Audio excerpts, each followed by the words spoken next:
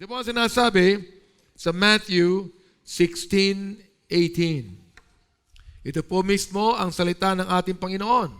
And it says, "And I say also unto thee, that thou art Peter, and upon this rock I will build my church," or ecclesia, "and the gates of hell shall not prevail against it." Manalangin po tayo. Dakilang Diyos, salamat po, Panginoon, sa inyong salita na ngayon po'y maipapahayag.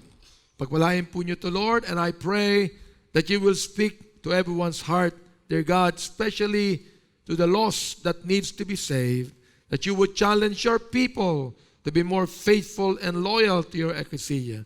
This I pray in Jesus' wonderful name. Amen and amen. You may be seated, please. Itong versikulong ito ay ginagamit po ng maraming mga relihiyon. Tinatawag natin mga Christian religions or Christian churches, mga kaibigan. At dahil lang po rito, ang akala po ng marami na si Pedro po ang pantayog ng eklesiya.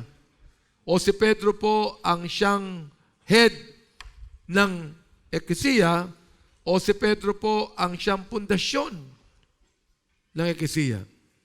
At such po, yan ang paniwala ng ating mga kaibigan ng mga Roman Catholic Church. Ano po? Na kanilang pinapahayag that Peter was the first pope. Well, gusto kong sabihin sa inyo mga kaibigan, mga kapatid, na kahit kailan po hindi napunta si Pedro sa Roma. Peter remained in Judea. He stayed in Judea, never went outside. Ang nagpunta po ng Rome ay si Apostle Paul. At ang nag-establish po ng eklesiya sa Rome ay walang iba kundi si Apostle Paul. And we do not make Peter as the head of the church, neither as Paul as the head of the church. Malino po ang pagkakasabi dito. Mapapansin po nyo, ang sabi po ng Panginoong Jesucristo, ito ay sinasabi ko sa iyo. Hindi po sinabi, pero ibang translation, ang nakalagay, and I say also unto you, Peter, wrong translation. Ang nakalagay po dito, and I say also unto thee, that thou art Peter. Tinan po natin ibig sabihin niya, mga kaibigan, ano po? Ang sabi ng Panginoon, ito'y sinasabi ko sa iyo, na ikaw ay Pedro. Ano po yung Peter sa Greek, no? Ang Peter sa Greek is a stone, a small stone. Kaya nga kung atin po itatranslate to, ang sinasabi ng Panginoon kay Pedro, sinasabi ko sa iyo na ikaw ay maliit na bato. Alright? Ikaw ay maliit na bato. Pero sa ibabaw ng batong ito, and upon this rock, I will build my ecclesia. Ipakita niyo yung verse sa screen, no? Sa ibabaw ng batong ito, I will build my ecclesia. Muli, gusto kong linawin sa lahat. Itong Greek grammar na ginamit po sa Scripture. Number one, yung po tinatawag na Greek word. Ang ibig sabihin ng Peter sa Greek is a stone. Ito pong rock nakalagay dito, in the Greek is Petra. Ano po? Petra. Yung Peter in the Greek is Petros. And the word Petra means rock. Yan ang una. Now, when you talk about grammar, papansin ninyo, kapag po sinabing, that thou art Peter, it refers to a person that is quite far from you. Hindi ikaw, hindi ba? And upon this rock. Kaya kung akin pong i-demonstrate sa inyo, ito ako, andyan po si Pedro, sinasabi ng Panginoon, I say unto you that thou art a stone, but upon this rock. Amen ba? Upon this rock, I will build my ecclesia. Therefore, ang pinakabantayog at pinakapundasyon po ng tunay na ecclesia ay walang iba kundi ang ating Panginoong Hesukristo. Whenever the word rock is mentioned in the New Testament, it refers to the Lord Jesus Christ. Sa Old Testament, Binanggit din po ang rock. It refers to the messianic word, which is the Lord Jesus Christ. Okay? Our Lord Jesus Christ is the very foundation of our ecclesia. We do not claim another. Amen ba? We do not claim another. The true ecclesia of the Lord Jesus Christ. Now, ngayon po, ang aking magiging mensahe sa inyo is the ecclesia of the Lord Jesus Christ. Marami pong ecclesia, maraming churches, pero can they claim that they are the ecclesia of the Lord Jesus Christ? We do not acknowledge any human founder. Lahat po ng mga iba't ibang mga religion at iba't ibang mga churches they claim a human founder. Di ba? Pag tinawag nating Mohammedan o Muslim, they claim that Muhammad was the founder. Pag tinawag nating Buddhism, they claim that Buddha in China was the founder. Oo. Or the Hindu or the Sikh. Pag pinatinawag nating Jehovah's Witness, they claim that Charles Taze Russell was the founder. Pag binanggit natin yung Seventh-day Adventists, they would claim that Mary Eddy Baker was the founder. Oho, lahat po yan. Pag tinawag na Lutheran, of course, they claim that Martin Luther was the founder. Pag pinag-usapan po yung Presbyterian, they would claim that John Huss was the founder. Pag pinag-usapan po yung Congregational, they would claim that John Calvin was the founder. Pag pinag-usapan ng Anglican Church, they would claim that the King of England was the founder.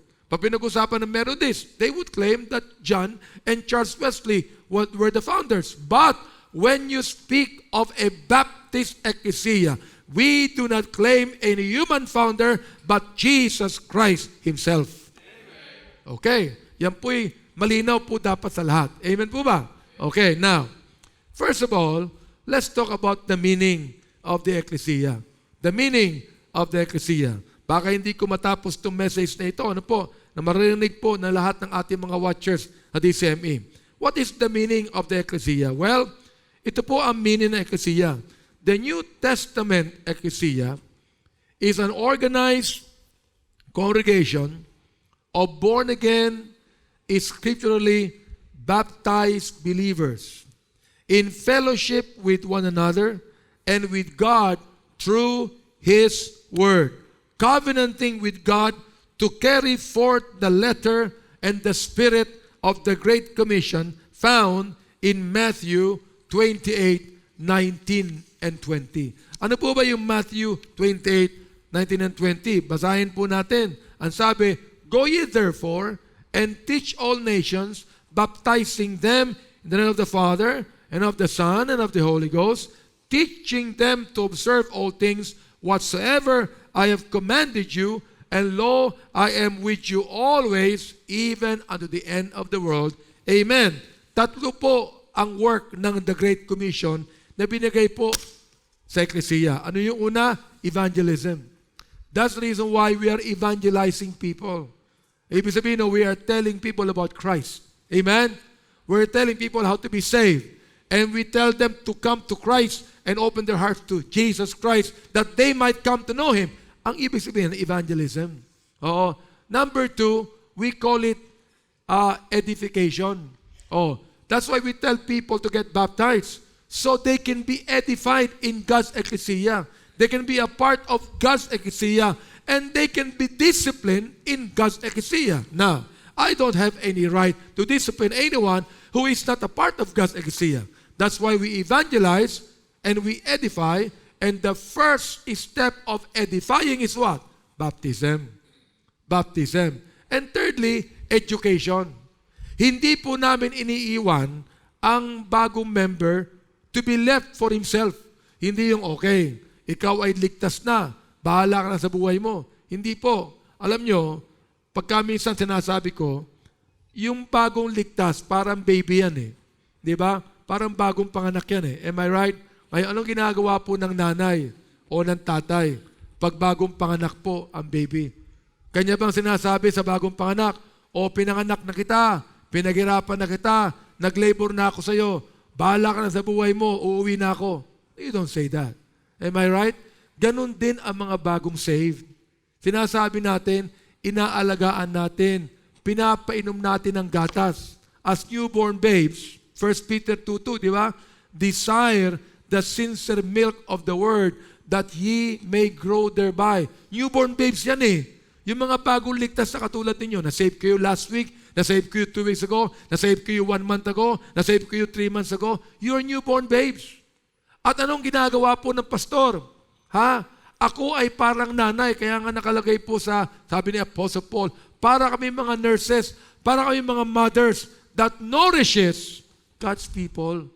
Pinapainom kayo ng gatas, hindi po ng karne. Sapagkat pag karne, abay, mabibilaukan ka. Hindi ba? Gatas po ng kailangan nyo. Oho, ayan, as newborn babes. Yan po ang ginagawa natin. We yaya them. We babysit them. We disciple them. Alright? Until they learn the basics of the Word of God, until they begin to know how to live by the Word of God, and until they begin to know that when you are in God's ecclesia, what else happened? Discipline follows. Hindi ba? Pag pinanganak ka sa tahanan ko, ikaw ay anak ko, may discipline yan. Kapag nakakita ka ng tahanan na walang discipline, walang kwentang tahanan yan. Tama ho ba ako? There must be discipline. Kaya dito po, kapag naging member ka, you will be disciplined. And not discipline in the wrong way, but discipline according to the Word of God. Discipline not according to mine own, but the Word of God. Di ba? Pag ako nasa labas, bilang politician, bilang statesman, I have no right to discipline my constituent. Why? Because they're not part of our ecclesia. But I have all the right as pastor to discipline every member of this ecclesia. Ngayon, titinan ninyo, galing kayo sa ibang relihiyon, di ba? May discipline doon. Wala. Am I right? That's why our nation is totally corrupt. Oo. Eh kung itong ibang senador natin, member ng MBBE yan, kick out ng iba dyan. Expelled ng iba dyan. You see that? Why? Because in this ecclesia, there's discipline. Walang sacred cow dito. Wala yung makapangyarihan to. Huwag natin itong bigyan ng disiplinahin. O mapera ito. Baka mamaya, hindi na mabigay yan. I don't care if you are the best giver here. If you do something wrong, you will be disciplined. Walang sacred cows dito. Amen ba? Hindi natin binibigyan ng special chair ang mga mayayaman dito. Hindi ho. Lahat pare-pareho yan. Mayaman ka o mahirap, walang tinatangi ang Panginoon. Oh, ganun din po ang inyong pastor. Wala pong itatangi. Alright? At kung ako magkamali, don't worry. God will discipline me. Amen ba? Don't worry. Huwag na kayo. Sapagkat wala kayong karapang disipinahin ako eh. But you know, the Lord that called me, the Lord that chose me, He will discipline me. Alright? Yan pong ibig sabihin niyan. Yan po ang meaning of the ecclesia. Ito po yan muli, no?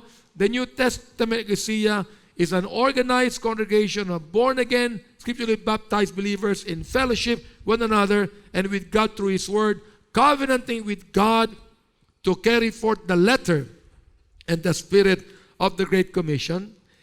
It is the only institution given the marching orders to reach the world for the gospel. Yan lang po ang tanging institusyon. Hindi ang gobyerno.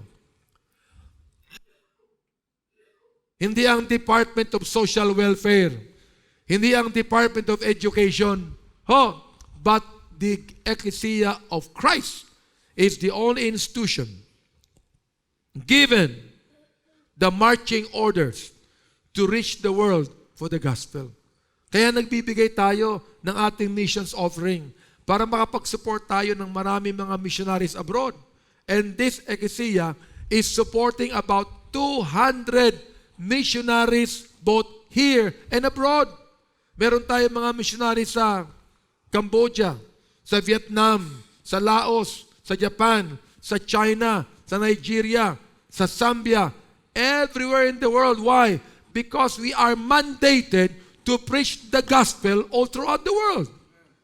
Oo. Kaya nga meron tayong love offering, meron tayong faith offering, meron tayong world missions offering, meron tayong Romans 10:1 ministry. Bakit po tumatakbo ang inyong pastor bilang congressman? Para yumaman? Hindi ho. Hindi ho. Kaya po akong payamanin ng Panginoon. Amen ba? Oo, kaya. Hindi po mahirap ang pastor ninyo. Pero hindi po kasing yaman na mga obispo ng Catholic Church. Hindi po. O na mga head ng iba't ibang relihiyon. Hindi ko kailangan po ang kapangyarihan ng gobyerno. Kaya sinasabi ko palagi pag ako nagsasabi, hindi po ako tumatakbong congressman sapagkat na kailangan ko ang kapangyarihan ng gobyerno. Hindi po. Oo, bakit? Sapagkat more than enough na ang kapangyarihan ng Diyos na ibinigay sa akin. Alright? Hindi po yun. Oo. Yun ang nais ko malaman na lahat. Oo. Tumatakbo tayo sapagkat meron tayong pinaglalaban. Pinaglalaban natin ang tama, pinaglalaban po natin ang katuwiran ng Diyos. Oo. Kagabi, kausap ko yung mga Knights of Columbus and I told them, sabi ko, alam nyo, isang advocacy po na aking pinopromote, na aking itinataas, is the advocacy of a pro-life person. Pro-life po ako. Oo, pro-life. Amen? Amen ba? Tuwan-tuwa po sila. Pro-life pala kayo. Oo, yes, because I'm a pastor. Oh, I believe in life. Amen po ba? Oo, yan pong advocacy natin. Our advocacy is incorruptibility. Our advocacy is for leaders of the country not to be corrupt. Oo, ayan pong advocacy ng ating Pangulo, pero ewan ko, dami yatang corrupt doon sa kanyang cabinet. I don't even know. Hindi ba? Yan po ang ating marching orders. The only institution given the promise of perpetuity. Ano po yung perpetuity? Matthew 28, verse number 20. Ano po yung perpetuity? Teaching them to observe all things whatsoever I have commanded you. And lo, I am with you always, even unto the end of the world. That is perpetuity. Now, wala pong perpetual institution. Alam niyo ba yon? Ang ating gobyerno, hindi po yan perpetual. Bawat pangulo, binabago ang gobyerno natin. Hindi ba? Kita nyo, may charter change. Kita nyo, gustong baguhin ng konstitusyon. Bawat pangulo, gustong baguhin ng konstitusyon. Gustong gawing republic, gustong gawing socialist, gustong gawing komunista, gustong gawing parliament. Iba-iba. Walang perpetual na gobyerno. Amen po ba? Wala. Okay. Wala rin perpetual na pamilya. Oo. Ang pamilya po, dito lang sa mundo. Kaya't nung kinasal kayo, kung kinasal kayo rito, ay ating ine-emphasize ang pagsasama po ng mag-asawa is till death shall part us. Amen po ba? Till death shall part us. Siguro pag till death shall part ba? Ay, salamat. Oo. Pero hindi naman yung only 10 years. Ang kontrata po ng pag-aasawa, hindi po 10 years, hindi 20 years. Hanggang kamatayan po. Ay, ganun. Pasensyahan tayo hanggang kamatayan . Kaya ang misis ko, nagpapasyan siya araw-araw sa akin . Bakit? Sapagkat makikita niya ako araw-araw, isa lang ang makakatabi niya sa kama. Si Benny Abante. Hanggang ako'y ilagay sa kabaong, doon lang siya matutuwa at magpapasalamat. You see that? Oo. Pero, hanggang dito lang sa mundo. Am I right? Ay, ito lang. Pagdating natin sa langit, hindi na po tayo bilang mag-asawa. Amen ba? Pagdating po sa langit, hindi ko na makikilala ang misis ko na asawa ko. Pagdating sa langit, mga kapatid, iba na ang mansyon ko. Iba na ang mansyon niya at magpapasalamat tayong lahat. Di ba? Oo. Why? Because when we get to heaven, magkakaroon tayo ng glorified bodies. Babaguhin na po yung mukha natin. Babaguhin na yung mga itsura po natin. Yung tiyan ko, mawawala na po yan. Oo, kikinas na po yung mga mukha natin. Mawawala na yung mga tigyawat niyan, yung mga kung ano-ano pa sa mukha ninyo, yung mga buhok nyo. Hindi nyo na kinakailangan pakulay pa yan. Oo. At di na kayo makakaroon ng pustiso, huwag kayong magalala. Hindi kayo makakaroon ng kurikong, hindi kayo makakaroon ng arthritis. Glorified bodies na po tayo. Amen po ba? Ayan. Binibiro ko nga yung church natin. Ewan ko ano pang papaguhin ng Panginoon sa akin. You know? Kaya sa langit po, wala nang families.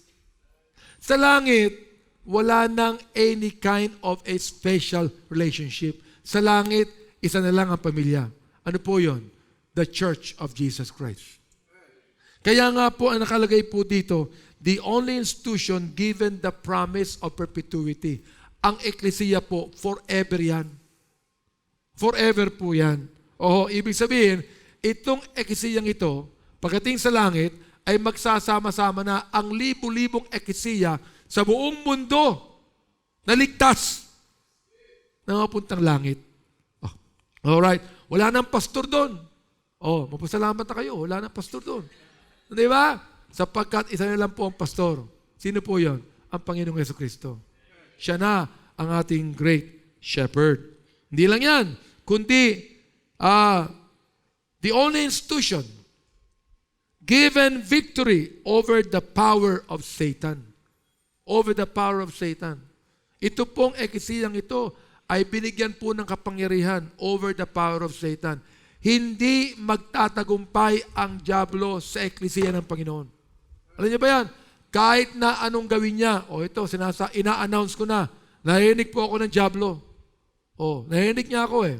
Ano nakalagay sa Matthew 16:18? Ulitin natin, basahin na. And the gates of hell shall not prevail against the MBBE. Kahit anong gawin pa. The gates of hell. Hindi mananalo. Magtatagumpay sa MBBE. Yan po ang pangako ng Panginoon eh. Amen po ba? Yan ang pangako ng Panginoon. Kinakailangan lang tayo sumunod sa Kanya. And the only institution in which the Lord Jesus Christ should be glorified. Ito lang po institusyon kung saan ang Panginoon dapat luwalatiin. Wala nang ibang institusyon. Hindi nag-glorify ang Panginoon sa gobyerno. Di ba? Kaya nga pong ating Pangulo, palaging tinitira yung kanyang simbahan eh. Di ba?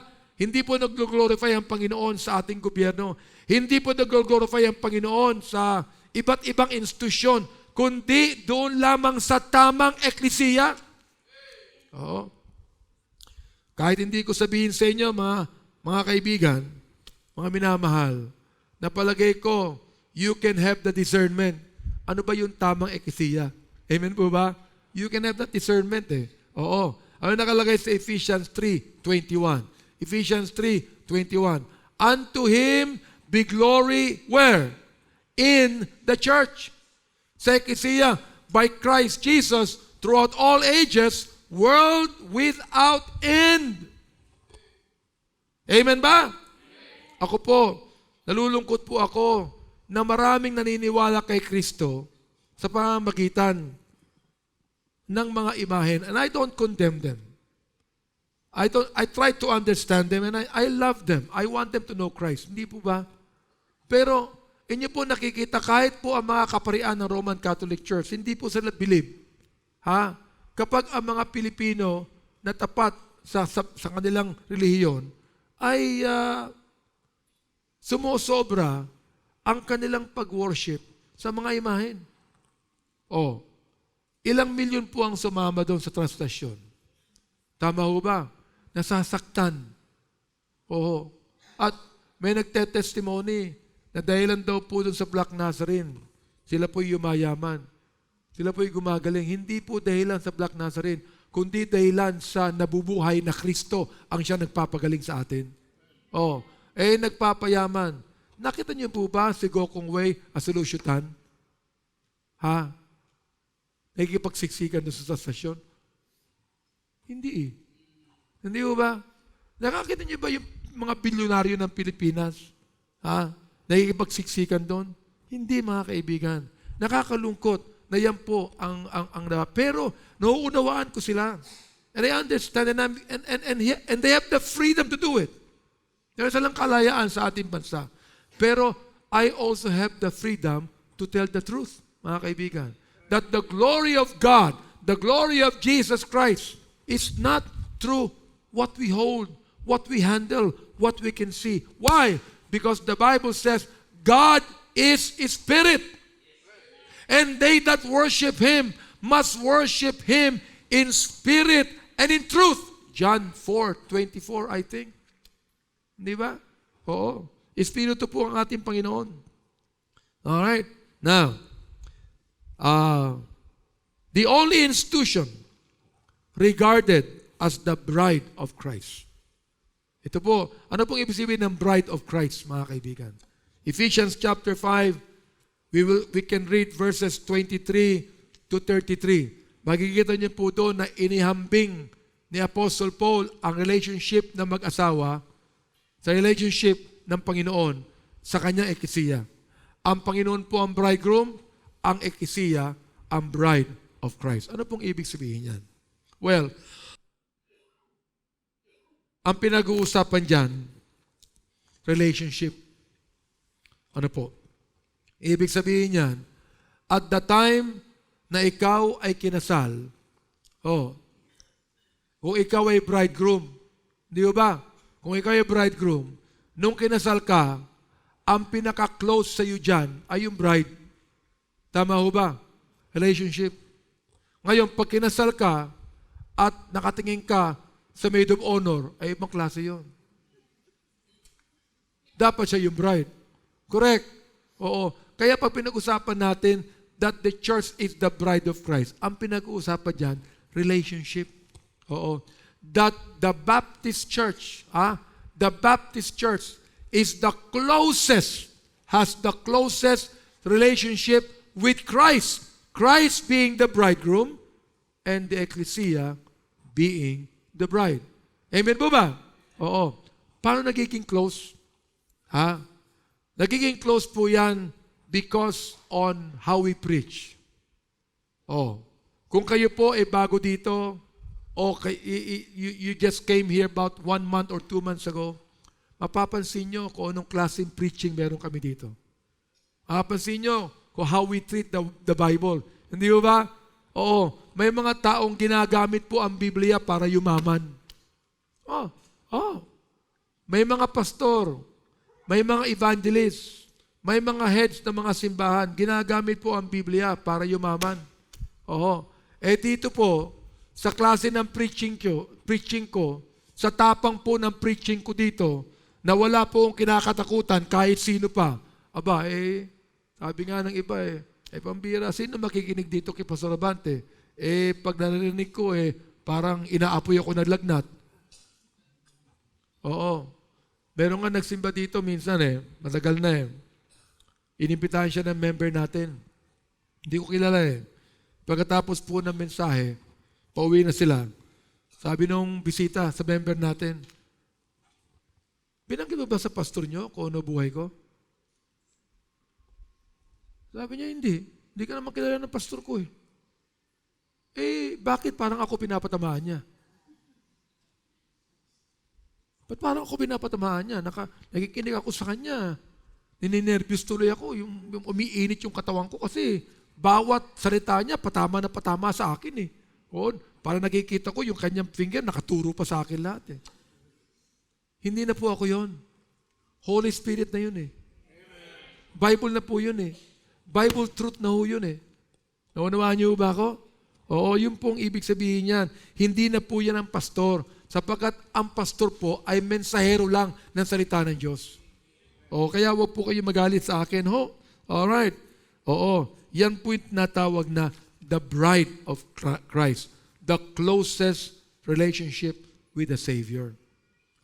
Ibig sabihin, ang preaching natin, fundamental. It's just the Word of God. Ang doktrina po natin, Bible. Ang prinsipyo po natin, Bible. Ang karakter po natin, Bible. Everything is Bible. Amen po ba? Oo. Now, Look, kahit ako, I have to follow the Bible. Hindi po ako perfect. Nagkakasala pa rin po ako. Nagkakamali pa rin po ako. Pero sabi ko nga sa inyo, if I point my finger on you, 3 fingers point on me. Amen po ba? Sapagkat kinakailangan, ako muna kausapin ng Panginoon bago kayo. Oo. You see, yan po ang ecclesia. Now, ano pa?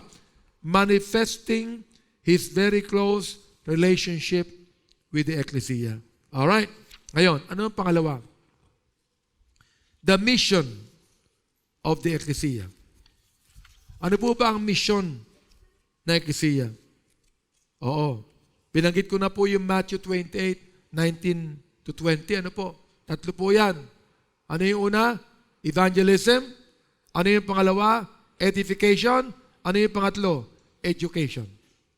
Kumpleto yan. Kaya pa nag-stay kayo ito, nag-attend kayo ng umaga, nag-attend kayo ng gabi, alright? Mag-attend kayo ng prayer meeting, mag-attend kayo ng New Life Bible Class pag Huwebes, you will learn a lot from the Bible and you can apply the principles of the Word of God in your life. Sa buhay po natin. Hindi po kayo lalago kung isang service lang ang pupuntahan nyo. Naunawaan nyo ba ako? Kasi pag umaga po ng linggo, walang ibang preaching kundi evangelism. Save na kayo. Hindi ba? Pag save na po kayo, kinakailangan pumunta kayo sa gabi para kayo ay magpatuloy ng paglago ninyo bilang mga anak ng Diyos. Para lumago ka, para makita mo yung prinsipyo, para makita mo yung karakter ng Panginoong Jesucristo. Bakit nais natin na kapag tinanggap mo ang Panginoon sa buhay mo, we would like us to walk in Christ-like manner.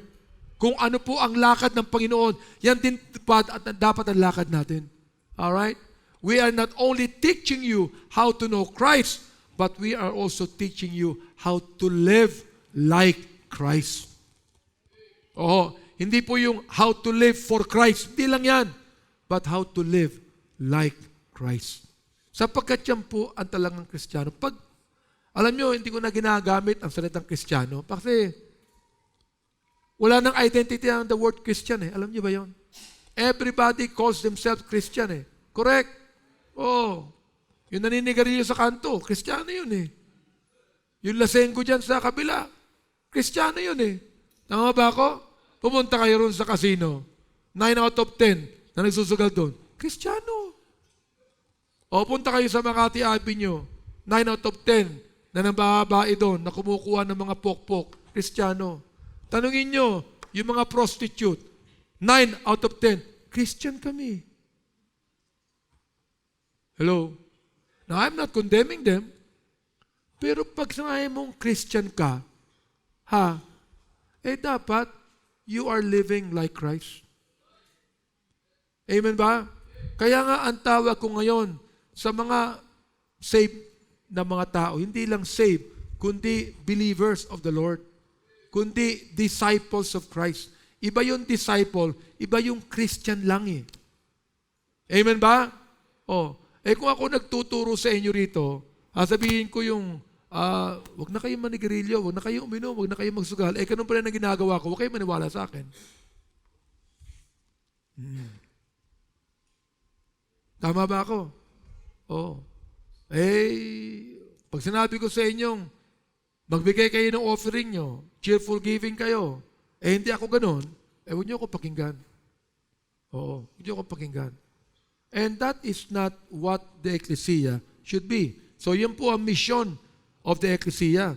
Mark 16:15, and He said unto them, Go ye into all the world and preach the gospel to every creature. Ephesians 4:12. Ephesians 4:12.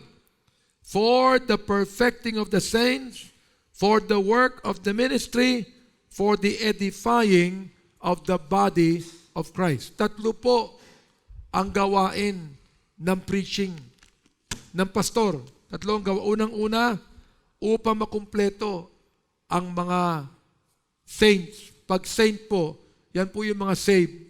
Maaaring hindi ako mukhang saint. Saint po ako sapagkat save ako. Maaaring hindi ka mukhang saint.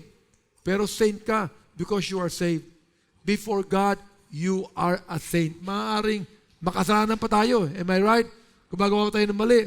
But because you have the righteousness of Christ, you are a saint. Oo.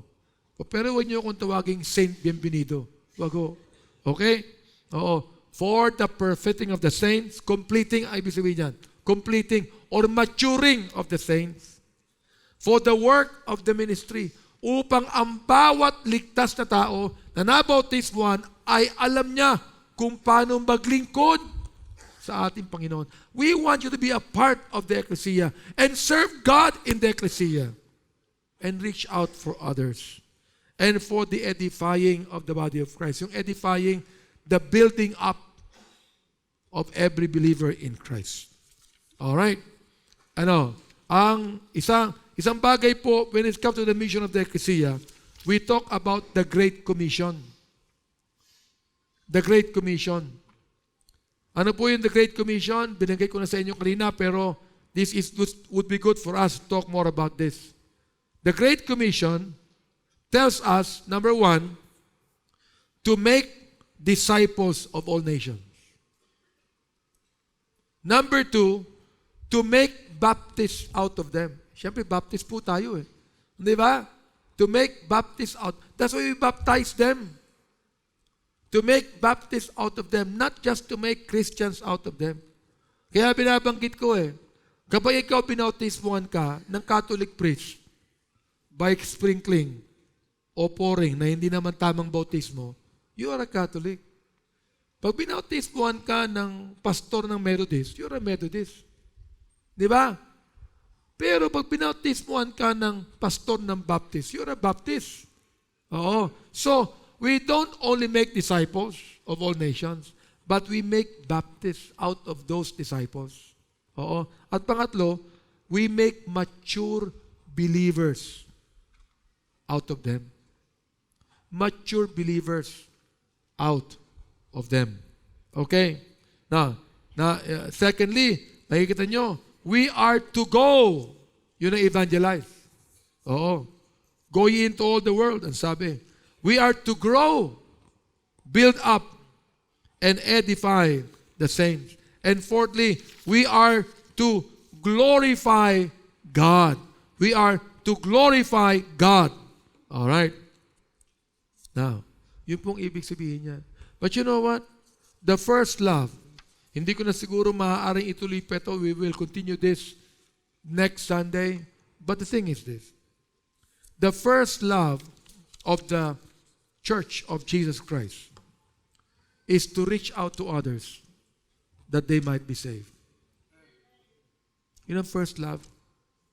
And I am encouraging everyone, those that have received Christ in their hearts, those that have the testimony of saving grace, don't keep it to yourself. Amen? Don't make it a secret. Tell that to your family. Why? Because if you know you're going to heaven, you also would like your whole family to go to heaven. Am I right? Hindi mo pwedeng gawin sikreto yan na ikaw lang ang saved, ikaw lang ang ligtas, ikaw lang patungo sa langit. At sabihin mo, yung pamilya ko, ayaw pumunta na impyerno yan. No. We want everyone, your loved ones, your family, your friends, to also know Jesus Christ, that they may also go to heaven like us. Oo. Yun ang first love ng bawat anak ng Diyos. We want them to know Christ. Do you know why we discipline? Do you know we discipline? Because we want to prepare ourselves for heaven. You know that? Sapagkat sa heaven, lahat ng mga tao ron disciplined eh. Oo. Sa heaven, lahat ng mga tao ron ay sumasamba sa ating Panginoon. Oo.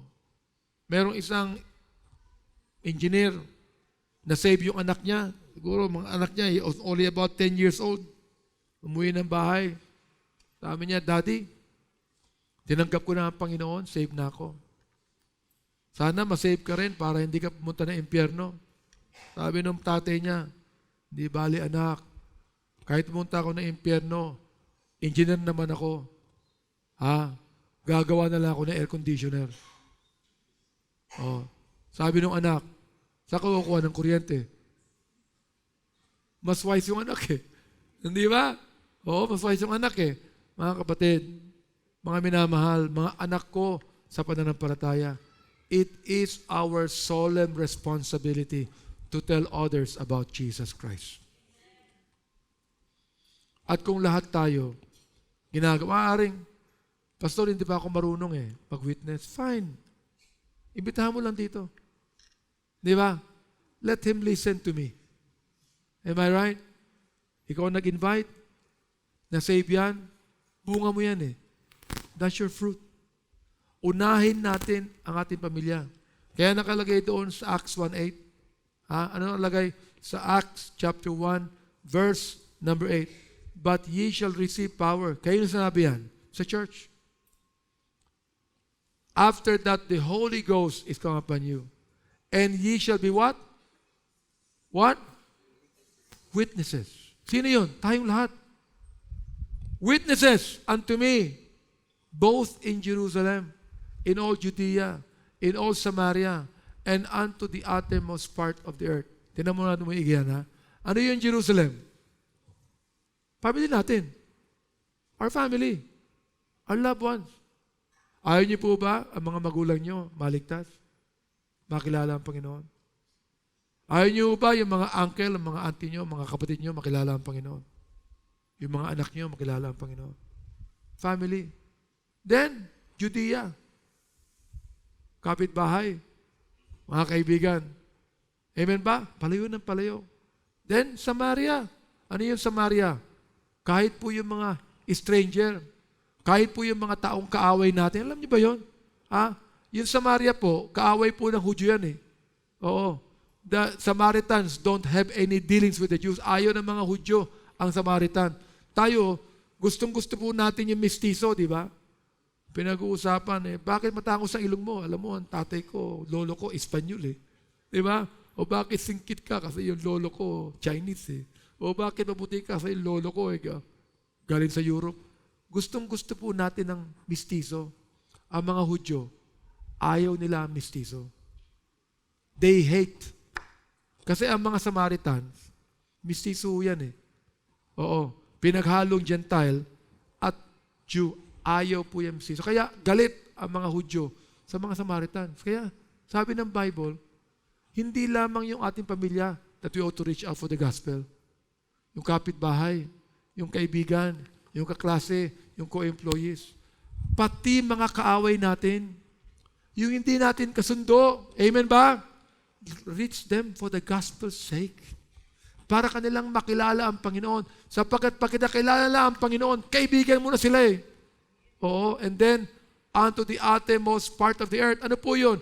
Yung hindi natin kayang abutin ng ating mga katawan, tulad ng Africa, ng Asia, ng Middle East, everywhere, ng Russia, ng Europe, we are reaching out to them by our offerings.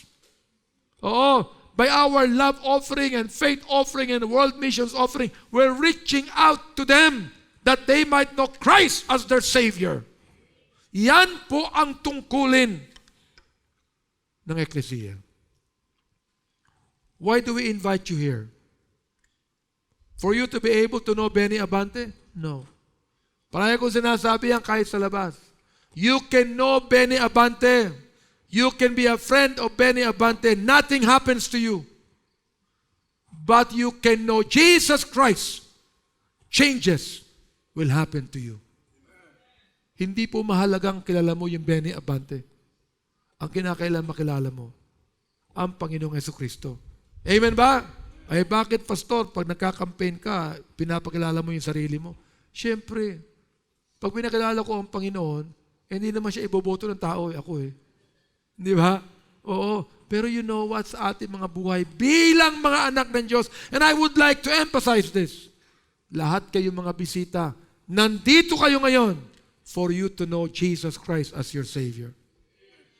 Kaya mamaya, I'll give the invitation to you. Kayo mga nanonood sa live streaming, kayo mga nanonood sa ating DCME, even in the privacy of your home, wherever you are, You can kneel down and you can ask Jesus Christ to come into your heart. You can be saved even if you are 10,000 miles away. The Word of God is not bound. And di ba? The Word of God is still powerful even if you are 10,000 miles away. Sa ating mga congregations and care station, we're going to give an invitation in a short while. And we are going to invite lost sinners to come to Jesus Christ. Bakit lost sinners? Because you don't know your way. I am a saved sinner. Amen? A sinner saved by grace. We also want you to become sinners saved by grace. Shall we stand?